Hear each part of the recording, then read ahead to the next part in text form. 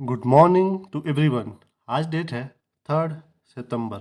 आज के सभी मोस्ट इम्पॉर्टेंट करंट अफेयर हम देखेंगे। साथ ही साथ हम कल जो हमारा वीडियो नहीं आ पाया था 2 सितंबर का, उसे भी हमने इसी में इंक्लूड कर दिया है। तो आज हम 2 और 3 सितंबर का करंट अफेयर देखेंगे और उसके बाद हम देखेंगे अपना जो हमारा स्टैटिक जीके होता है उन्हें हम कवर करेंगे।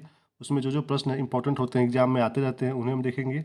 और वीडियो के अंत में हम देखेंगे 2 प्यारा सा क्विज, जिसके उत्तर आपको बताना है कमेंट सेक्शन में। इसका उत्तर हम आपको अगले दिन बता देंगे अपने वीडियो में। ओके, चलिए वीडियो की शुरुआत करते हैं बिना किसी देरी के। आज का हमारा कोटेशन क्या है जो हमें एक अच्छा इंसान बनने में मदद करता है? क्या है ये? पैसे से मिली खुशी कुछ समय के लिए साथ रहती है, लेकिन अपनों से मिली खुशी जीवन भर साथ रहती है। इसका मतलब क्या है दोस्तों? हम लोग पैसे के पीछे इतना भागते हैं कि हम अपने उसके चक्कर में कौन कौन छूट गए वो हम देखते ही नहीं हैं। ठीक है, क्योंकि हमारा ध्यान पूरा पैसों पे होता है कि हम किसी भी तरह से पैसे कमा लें। ओके, बट रियलिटी ये है कि हमें अपने लोगों को मतलब अपने साथ रखते हुए और उनका ख्याल रखते हुए हमें अपने लाइफ में आगे बढ़ना चाहिए। ऐसा नहीं कि जो हमारे अपने वन मतलब जैसे हमारे चाहने वाले हैं और हमारा कोई लव वंस है तो उसे हम पीछे छोड़ते हुए हम सिर्फ और सिर्फ अपने आगे मतलब लाइफ को देखें। ओके, ऐसा नहीं करना चाहिए, क्योंकि एक समय ऐसा आएगा कि आपके पास पैसे तो बहुत होंगे, बट आप वो पैसे किसके साथ खर्च करोगे, किसके साथ उस पैसे से एंजॉय करोगे, वो लोग ही नहीं बचेंगे आपके पास। ठीक है, तो ऐसा ना करिए कि आप पैसों के पीछे भागिए और अपने जो रिश्ते हैं उन्हें आप अपना बेकार करते जाइए। तो ऐसा नहीं, दोनों को लेकर चलिए, दोनों मेंटेन करिए साथ साथ। ठीक है, अपने पैसे को भी और अपने रिश्ते को भी। ठीक है, तो इसलिए क्या कह रहा है कि पैसे से जो खुशी मिल जाएगी वो तो सिर्फ मतलब क्षणिक है, वो कुछ समय के लिए है। बट जो हमारा जो लाइफ होता है वो ज़्यादा खुशी तब होता है तब जब अपने साथ में होते हैं। ठीक है, तो इसीलिए अपनों से जो मिली खुशी होती है वो हमेशा साथ रहती है, ये लॉन्ग लास्टिक होता है। ठीक है, तो इम्पोर्टेंट है, ध्यान रखिएगा। आगे चलते हैं। अब देखते हैं हम जो हमने बनाया है 21 डेज़ का चैलेंज, जिसमें 99% लोग फेल हो जाते हैं और 1% ही उसको फॉलो कर पाते हैं। और पूरे मतलब भारत में 1% में जो आएंगे वो आएंगे कौन? स्टडी स्मार्ट आर्मी के लोग। इसलिए हमें उस 1% में आना है जो इस शेड्यूल को फॉलो करेंगे। और इसको फॉलो करने पे क्या होगा वो आप खुद देखोगे कि आप में कितना इम्प्रूवमेंट हो रहा है। आपको बस ये 5 टास्क कंप्लीट करने हैं और खुद को ही सेल्फ मतलब खुद को ही नंबर देना है। 5 में से आपको कितने नंबर मिले ये आप कमेंट करोगे मेरे वीडियो पे कि मुझे आज इतना नंबर मिला है। ओके, और जो सबसे पहले कमेंट करेगा कि हाँ मुझे 5 नंबर मिला है उसका कमेंट पिन कर दिया जाएगा। और हाँ, इसमें आपको ध्यान देना है, आपको चीटिंग नहीं करना है। देखिए, क्योंकि मैं तो देखने नहीं आ रहा हूँ कि आप कैसे कर रहे हो, क्या कर रहे हो। हम मतलब आप पे बिलीव करेंगे कि हाँ आपने अगर यहाँ पे 4 मार्क्स लिखा है अपना तो आपने एकदम सच्चाई से लिखा है, और 5 लिखा है तो भी सच्चाई से लिखा है। और इवन एक मतलब अगर आपने सिर्फ और सिर्फ कोई भी एक इसमें से बस फॉलो कर पाया है और ईमानदारी से यहाँ पे कमेंट में 1 लिख रहे हो तो समझ जाओ आपका दिन चेंज होने वाला है। क्योंकि आप ईमानदारी से अगर कोई भी चीज़ करोगे तो धीरे धीरे आप में इम्प्रूवमेंट आएगी और आपका वो समय आएगा जब आप भी 5 नंबर लेकर आओगे। और जब 5 नंबर लेकर आओगे ईमानदारी से तो आप में इम्प्रूवमेंट खुद दिखाई देगी। ठीक है, तो देखते हैं कौन कौन इसको फॉलो करता है। आप लोग अपना नंबर बताइएगा इसमें। ठीक है, चलिए चलते हैं, शुरुआत करते हैं अपना पहले कल का, यानी कि 2 सितंबर का मोस्ट इम्पॉर्टेंट करंट अफेयर। इसमें सबसे पहला प्रश्न क्या है 2 सितंबर का? किस खिलाड़ी ने किसी T20 के एक पारी में सर्वाधिक 19 छक्के लगाने का रिकॉर्ड बनाया है? ठीक है, क्या हुआ है? T20 यानी कि क्रिकेट के एक पारी में ही 19 छक्के लगाए हैं अकेले। ये रिकॉर्ड किसने बनाया ये आपको बताना है। यहाँ पे आपके ऑप्शन है, तो सही उत्तर क्या है इसमें से? सही उत्तर है दोस्तों सी, आयुष बडोनी। आयुष बडोनी दोस्तों ये दिल्ली से खेलते हैं। कहाँ से? दिल्ली से। और जब ये आईपीएल जब होता है तो आईपीएल में ये लखनऊ से खेलते हैं। ठीक है, यानी कि एलएसजी से। तो इम्पोर्टेंट है, इनका नाम याद रखिएगा, आयुष बडोनी। एक ही पारी में 19 छक्के लगाने वाले ये बन गया है प्लेयर। ठीक है, चलिए चलते अपने अगले प्रश्न पे। अगला क्या है हमारा? स्लीपर कोच वाली वंदे भारत ट्रेन का संचालन कब से शुरू होगा? ये क्या हो रहा है कि भारत ट्रेन है जो, ओके, वंदे भारत, इसमें स्लीपर कोच अब ऐड होगा। ओके, स्लीपर कोच, तो ये कब से शुरू होगा ये आपको बताना है। यहाँ पे सामने आपके ऑप्शन है, सही उत्तर क्या है? ए, दिसंबर। कब से शुरू होगा? दिसंबर से शुरू होगा वंदे भारत ट्रेन में स्लीपर कोच। ओके, इंपॉर्टेंट है, याद रहे दिसंबर में होगा तो दिसंबर तक जो भी एग्ज़ाम है या फिर दिसंबर के बाद भी 2 महीने तक ये इंपॉर्टेंट क्वेश्चन बना रहेगा।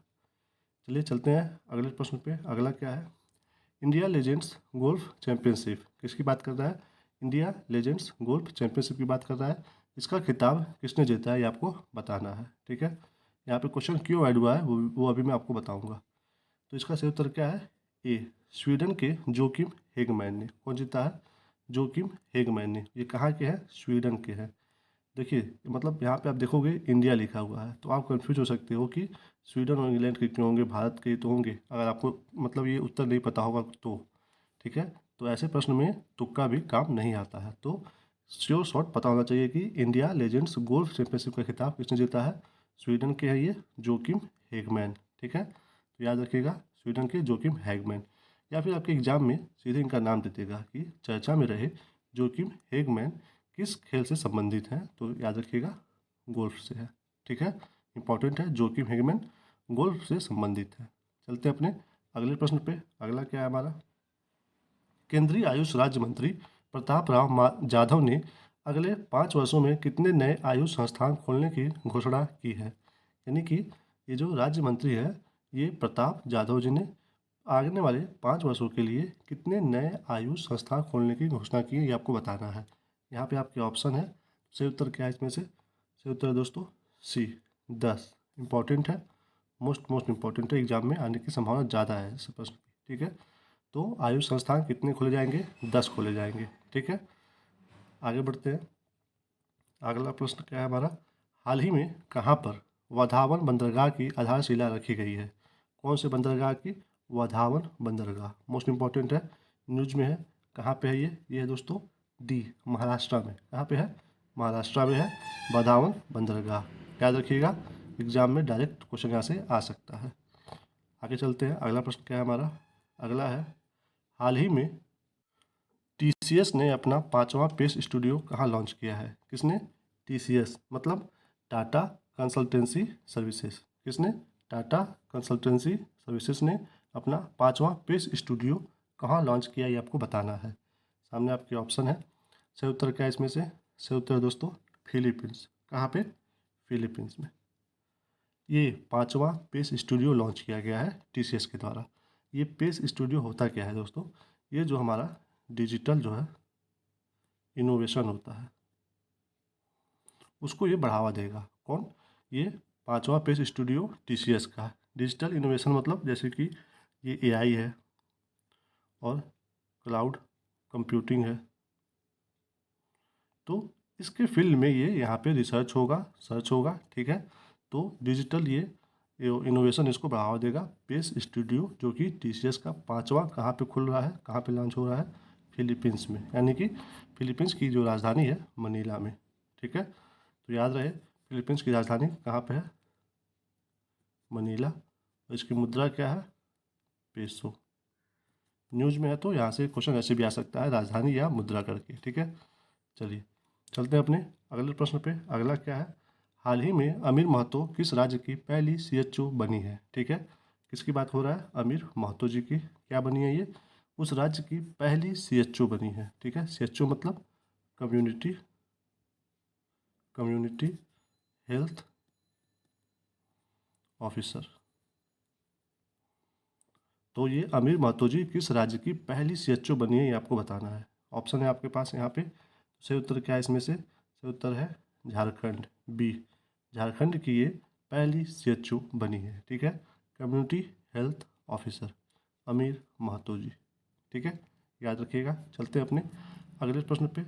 अगला क्या है, हाल ही में लॉन्च भारत के पहले प्रदूषण नियंत्रक पोत का क्या नाम है? ठीक है, भारत का ही सबसे पहला है, क्या है?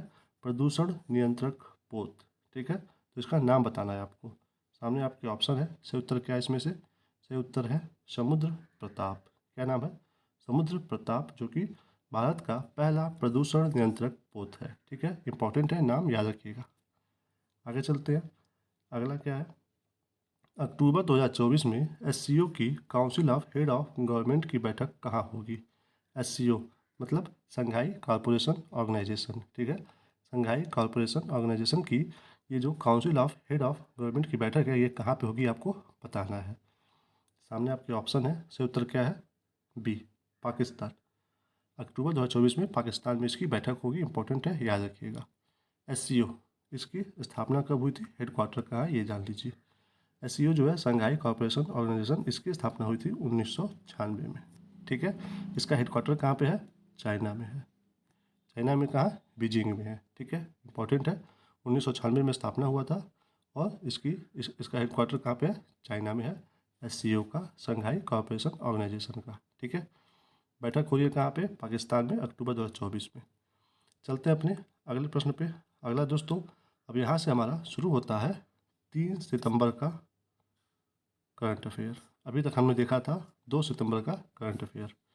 तो अब यहाँ से चलते हैं 3 सितंबर पे। यहाँ पे पहला क्या है? पेरिस पैरालंपिक 2024 में किस भारतीय निशानेबाज ने 10 मीटर एयर राइफल H1 में स्वर्ण पदक जीता है? ठीक है, यानी कि सिंपली आपको बस ये बताना है कि जो पैरालंपिक चल रहा है हमारा, उसमें किस भारतीय निशानेबाज ने जीता है 10 मीटर एयर राइफल की जो शूटिंग होती है उसमें gold medal. Gold medal shooting में किसने जीता है, ये आपको बताना है। सामने आपके ऑप्शन है, सही उत्तर क्या है? अवनी लेखरा जी ने। कौन जीता है? अवनी लेखरा जी ने। ये मतलब लगातार दूसरी बार जीत रही हैं गोल्ड मेडल। किसमें? पैरालंपिक में। लगातार 2 बार। पहली बार कब? पहली बार जो 2020 में हुआ था टोक्यो में पैरालंपिक, उसमें ये जीती थी गोल्ड मेडल। ठीक है, तो इस बार फिर से जो पेरिस में है वहाँ पे भी इन्होंने जीता है क्या? स्वर्ण मेडल। तो अवनी लेखरा का नाम मोस्ट इंपॉर्टेंट हो जाता है हमारे एग्जाम के लिए। ठीक है, चलिए चलते हैं अपने अगले प्रश्न पे। अगला क्या है?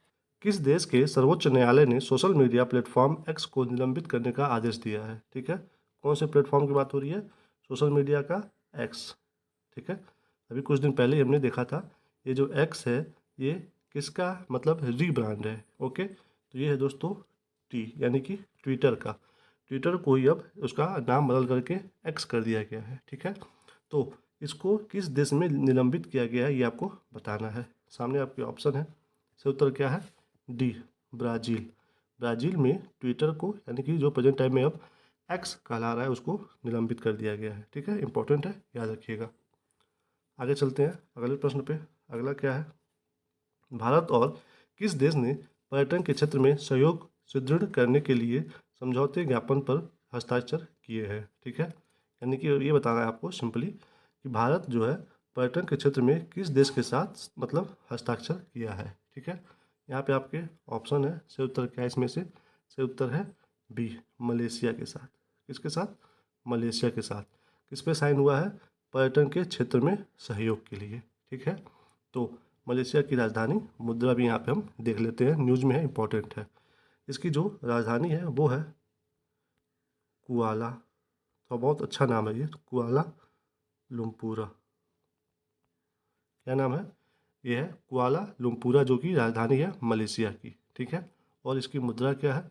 मुद्रा तो है ये मलेशियाई, तो आगे इसके जुटा है जो मोस्ट इम्पॉर्टेंट है वो है यहाँ पे रिंग गिट। अगर आप इतना ही जानते रहोगे तो भी हमारे एग्जाम के लिए सही है। क्या है? Ringgit. क्या है? Ringgit. मुद्रा है मलेशिया की, मुद्रा है, और ये है इसकी राजधानी। यहाँ पे अब हम लोग का बढ़ावा दिया जा रहा है पर्यटन के क्षेत्र में, तो ये हमारे लिए राजधानी और मुद्रा दोनों इंपॉर्टेंट है। ठीक है, तो राजधानी क्या है? कुआला लुम्पुर और या फिर लुम्पुरा, और जो मुद्रा है वो है मलेशियाई रिंग गिट। ठीक है, रिंग गिट। चलिए चलते हैं अपने अगले प्रश्न पे। अगला प्रश्न क्या है हमारा? भारत में पहला 2 दिवसीय संयुक्त कमांडर सम्मेलन कहाँ से शुरू होगा? ठीक है, यहाँ पे पहला जो है 2 दिवसीय संयुक्त कमांडर सम्मेलन की बात हो रही है, तो ये कहाँ पे शुरू होगा ये आपको बताना है। आपके सामने ऑप्शन है, सही उत्तर क्या है इसमें से? लखनऊ। ठीक है, यूपी की राजधानी लखनऊ में होगा क्या? 2 दिवसीय संयुक्त कमांडर सम्मेलन का शुरुआत। ठीक है, चलिए चलते हैं अपने अगले प्रश्न पे। अगला क्या है हमारा? अगला है, पिस्टल स्पर्धा में मेडल जीतने वाली पहली भारतीय पैरा शूटिंग एथलीट कौन है? यानी कि ये शूटिंग की बात हो रही है, इसमें क्या जीती है ये? सबसे पहली बार मेडल जीती है, तो वो पैरा शूटिंग एथलीट कौन है ये आपको बताना है। यहाँ पे सामने आपके ऑप्शन है, सही उत्तर क्या है इसमें से? सही उत्तर दोस्तों सी, रुबीना फ्रांसिस। रुबीना फ्रांसिस ने जीता है यहाँ पे मेडल। आपको ये बताना है कि ये कौन सा मेडल जीतती हैं, ये आपको कमेंट करके बताना है। ठीक है, कौन सा मेडल जीती हैं ये आपको कमेंट करके बताना है, जो पिस्टल में जीती है ये। ठीक है, चलिए चलते हैं अपने अगले प्रश्न पे। अगला प्रश्न क्या है? पैरालंपिक बैडमिंटन की SL3 कैटेगरी के इंडिविजुअल इवेंट में नीतीश कुमार ने भारत को मेडल दिलाया है। तो कौन सा मेडल दिलाया है ये आपको बताना है। किसने दिलाया है? नीतीश कुमार ने। किस में? बैडमिंटन में। तो ये आपको बताना है कि कौन सा मेडल इन्होंने दिलाया है। तो कौन सा दिलाया है? गोल्ड, स्वर्ण। ठीक है, गोल्ड इंपॉर्टेंट है, याद रखिएगा। एग्जाम में आपके डायरेक्ट ये भी आ जाता है कि हाल ही में स्वर्ण पदक जीतने वाले नीतीश कुमार जी का संबंध किस खेल से है, तो वो है बैडमिंटन से। इंपॉर्टेंट है, याद रहे, नीतीश कुमार बैडमिंटन से। ओके, चलिए चलते हैं अपने अगले प्रश्न पे। अगला प्रश्न क्या है हमारा?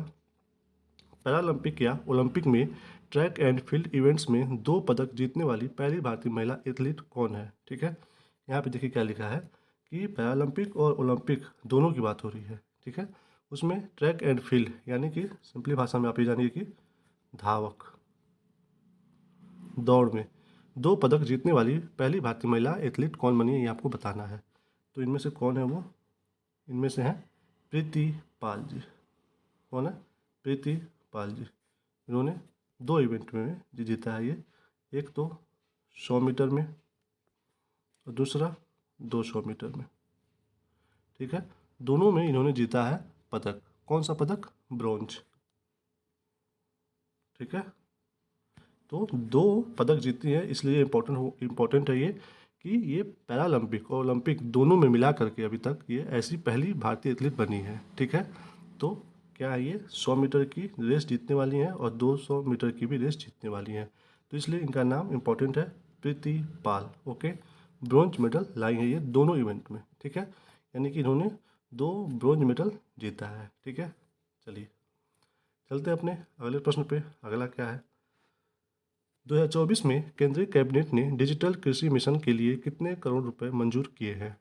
ठीक है, इसकी बात हो रही है। डिजिटल कृषि मिशन के लिए कितने पैसे खर्च होंगे ये आपको बताने हैं। ठीक है, डिजिटल कृषि मिशन के तहत यहाँ पे आपके ऑप्शन है, सही उत्तर क्या है इसमें से? सही उत्तर है दोस्तों डी, 2817 करोड़ रुपए, यानी कि 2817 करोड़ रुपए की खर्च होगी डिजिटल कृषि मिशन पे। ठीक है, कितना? 2817 करोड़ रुपए। ठीक है, इंपॉर्टेंट है, याद रहे। आगे बढ़ते हैं। अगला मोस्ट इंपॉर्टेंट प्रश्न कौन सा है? पेरिस पैरालंपिक 2024 में एथलीट निषाद कुमार ने ऊंची कूद में कौन सा पदक जीता है? ठीक है, कौन सी बात हो रही है? ऊंची कूद की बात हो रही है। किसके द्वारा? निषाद कुमार जी के द्वारा। बताना है कौन सा पदक जीता गया है किसमें? पैरालंपिक 2024 में। तो कौन सा पदक जीते हैं ये जीते हैं दोस्तों रजत पदक। ठीक है, इंपॉर्टेंट है, याद रखिएगा। अभी हमने ऊपर पढ़ा है कौन सा नाम? नीतीश कुमार। वो किस में लेकर आए हैं? बैडमिंटन में। क्या लाए हैं? गोल्ड। तो निषाद कुमार, नीतीश कुमार दोनों नाम एक ही जैसा है, बिल्कुल कंफ्यूज मत हो जाइएगा। निषाद कुमार जी जो है ये इनका संबंध किससे है? ऊंची कूद से है, जो कि लेकर के आए हैं रजत पदक किसमें? पैरालंपिक में। और सेम उसी इवेंट में नीतीश कुमार जी, यानी कि पैरालंपिक में ही नीतीश कुमार जी बैडमिंटन के खेल में लेकर के आए हैं क्या? Gold medal. तो ये दोनों मैं नाम एक पास में लिख दिया हूँ ताकि आपको कन्फ्यूजन ना हो, आप एक जगह किसी तरह से इसको ध्यान में रखिए। ठीक है, निषाद कुमार जी ऊंची कूद से हैं और नीतीश कुमार जी बैडमिंटन से हैं। ठीक है, यहाँ पे गोल्ड है और यहाँ पे रजत है। ओके, चलिए चलते हैं अपने अगले प्रश्न पे। अगला प्रश्न क्या है हमारा? महाराजा ट्रॉफी। ठीक है, महाराजा ट्रॉफी 2024 का खिताब किसने जीता है ये आपको बताना है। यहाँ पे आपके ऑप्शन है, सही उत्तर क्या है इसमें से? सही उत्तर है मैसूर। ओके, मैसूर वॉरियर्स ने जीता है महाराजा ट्रॉफी 2024। ठीक है, यहाँ आपको ये भी एग्जाम में पूछ सकता है कि महाराजा ट्रॉफी का संबंध किस खेल से है। ठीक है, हॉकी से, फुटबॉल से, शतरंज से, क्रिकेट से, मतलब किसी से भी पूछ सकता है। तो ध्यान रखिएगा इसका संबंध किससे है?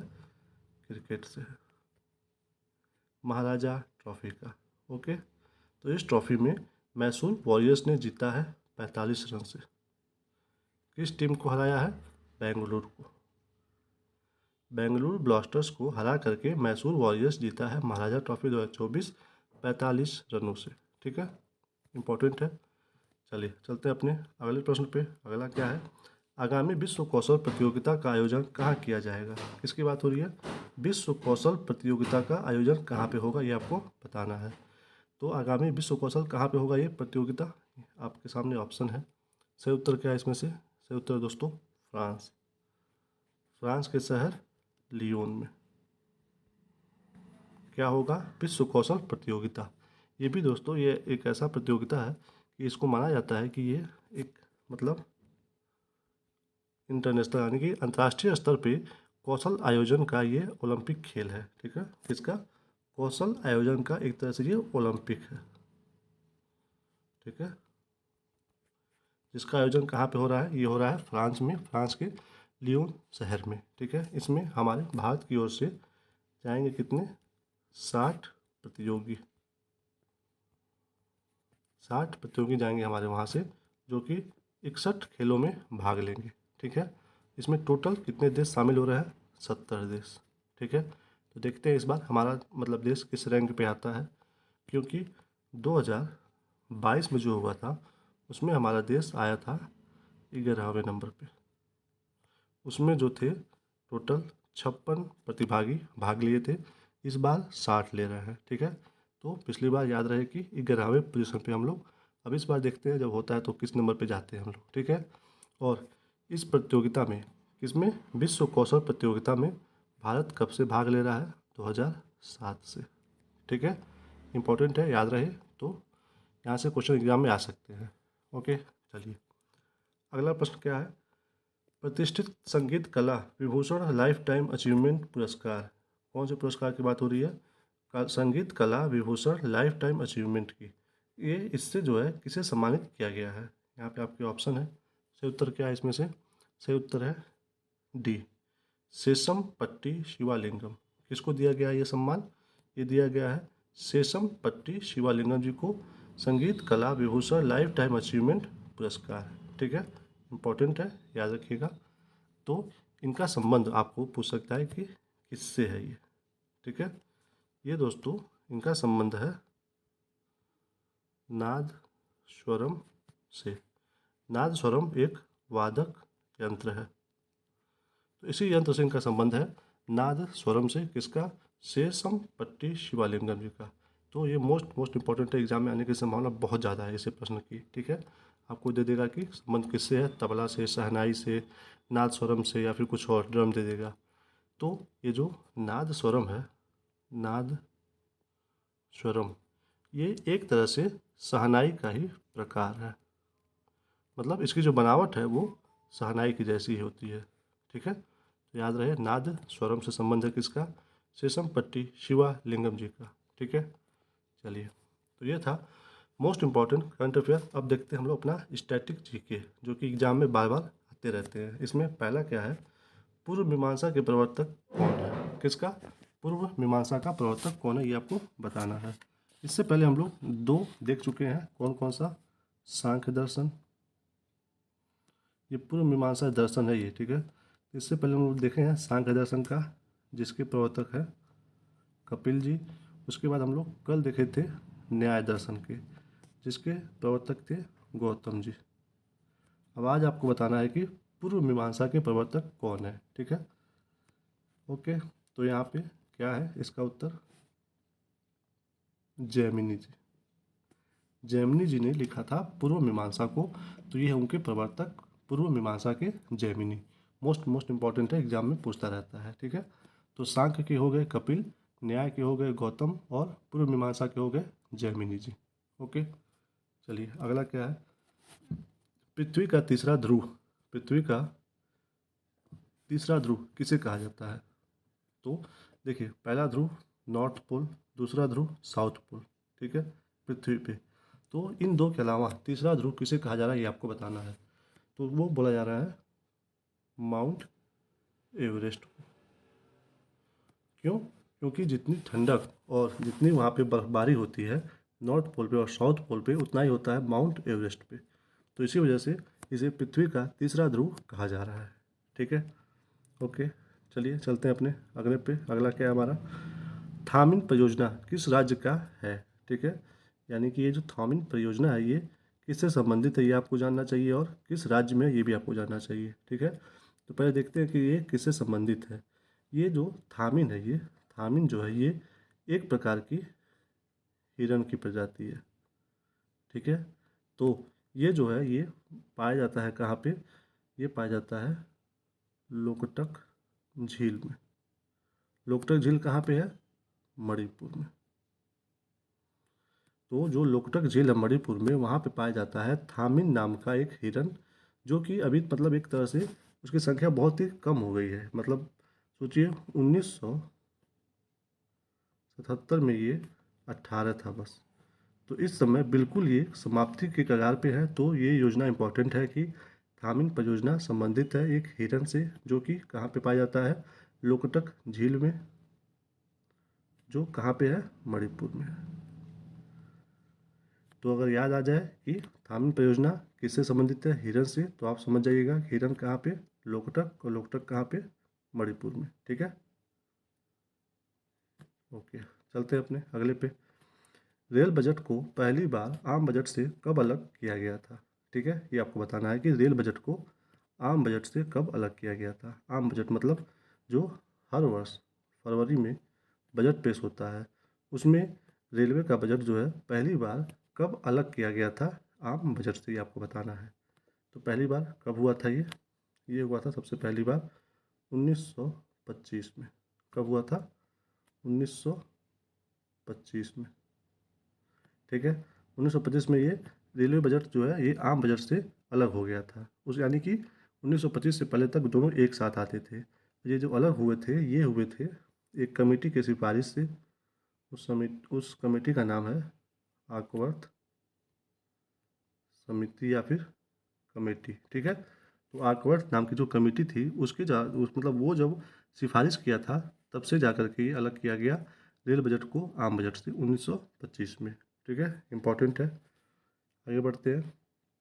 फिर अभी मतलब इसका फाइनली ये हुआ है कि 2017 में जब से मोदी गवर्नमेंट आई है, इन्होंने आम बजट में रेल बजट को इंक्लूड कर दिया है। यानी कि आपको बस ये जानना है कि 1925 में 1925 में ये अलग अलग हो गए थे, पुनः इसको 2017 में एक साथ ला दिया गया है। ठीक है, इम्पोर्टेंट है, याद रखिएगा। आगे बढ़ते हैं। अगला क्या है, 1947 के रियासती विभाग के अध्यक्ष कौन थे। किस विभाग की बात हो रही है, रियासती विभाग के। कब, 1947 के। तो इसके विभाग के अध्यक्ष कौन थे ये बताना है। ये थे सरदार वल्लभ भाई पटेल जी। यानी कि जब हमारा देश आज़ाद हो रहा था तो उसमें जितनी रियासतें थी उन सभी को एक साथ मिलाने का काम किसको दिया गया था, पटेल जी को। ओके, तो उस समय एक विभाग बनाया गया था रियासती विभाग, तो उसके अध्यक्ष इन्हीं को बनाया गया था। ठीक है, इम्पोर्टेंट है, याद रखिए। अगला क्या है, कोशिका शब्द। कौन शब्द, कोशिका, सेल। इसका जो प्रथम प्रयोग है ये किसके द्वारा किया गया था ये आपको बताना है। ठीक है, तो किसने किया था सबसे पहली बार इस शब्द का प्रयोग, वो आपको बताना है। ये है रॉबर्ट हुक जी। ठीक है, यानी कि रॉबर्ट हुक जी के द्वारा सबसे पहली बार कोशिका शब्द का प्रयोग किया गया था। किस सन में, 1665 में। ठीक है, 1665 में सबसे पहली बार कोशिका शब्द का प्रयोग किया गया था रॉबर्ट हुक जी के द्वारा। ठीक है, चलिए, तो ये था हमारा मोस्ट इम्पॉर्टेंट स्टैटिक जीके। अब देखते हैं हम जो अपना क्विज, उसमें हम सबसे पहले कवर करेंगे कल का, यानी कि जो हम कल तो वीडियो आया नहीं था अपना 2 सितंबर को, उसको हमने आज इंक्लूड किया है। तो इसमें हम देख रहे हैं 1 सितंबर का जो हमने दिया था उसका उत्तर। ठीक है, इसमें पहला क्विज ये था कि अस्कोट और सोन नदी वन जीव अभ्यारण्य किस राज्य में है, तो ये है उत्तराखंड में। ठीक है, उत्तराखंड में। दूसरा क्या है, नवाबगंज पक्षी अभ्यारण्य, ये कहाँ पे है, तो ये है उत्तर प्रदेश में, नवाबगंज पक्षी अभ्यारण्य। ठीक है, कहाँ पे है, यूपी में है। तो ये था 1 सितंबर का। अब देखते हैं आज का मोस्ट इम्पॉर्टेंट जो हमारा क्विज होता है, इसमें अभी हम कवर कर रहे हैं क्या, अभ्यारण्य यानी कि वाइल्ड लाइफ सेंचुरी। ओके, और इस क्विज जो ये क्विज है इसको हमने नाम दिया है देखिए ज़रा कि इसमें कितना है दम। इसमें पहला क्विज आज का ये है कि विनोग माउंटेन क्वेल वन्य जीव अभ्यारण्य, ठीक है, यानी कि ये वाइल्ड लाइफ सेंचुरी, क्या नाम है इसका, विनोग माउंटेन क्वेल, ये किस राज्य में है ये आपको बताना है, ठीक है। पहला हो गया ये। और दूसरा क्या है, दुधवा वन्य जीव अभ्यारण्य, ठीक है, कौन सा, दुधवा, ठीक है, ये बताना है किस राज्य में है। ये दोनों, इन दोनों का उत्तर आपको करना है कहाँ पे, कमेंट सेक्शन में, ठीक है। हम बताएंगे इसका उत्तर आपको अगले दिन के वीडियो में। तो ये था हमारा क्विज। यहाँ पे वीडियो हम अपना समाप्त करते हैं। वीडियो अगर पसंद आया हो तो प्लीज़ वीडियो को लाइक करिए, शेयर करिए, और जो भी आपका रिव्यू हो, जैसा भी हो, वो कमेंट करिए, हम देखेंगे, उसका रिप्लाई भी करेंगे। और चैनल पर नए हो तो अभी तक सब्सक्राइब नहीं किए हैं तो प्लीज़ सब्सक्राइब कर दीजिए, ठीक है। अपना ख्याल रखिए, मुस्कुराते रहिए, अपने टाइम टेबल को फॉलो करिए। 80% ही फॉलो हो जा रहा है तो बहुत अच्छी बात है, आप इसलिए खुश हो सकते हैं, मुस्कुरा सकते हैं, और अपने लाइफ में आगे बढ़ते रहिए, ठीक है। मिलते हैं अगले वीडियो में, तब तक के लिए अपना ख्याल रखिए। बाय बाय, टेक केयर, जय हिंद, जय भारत, जय माता दी।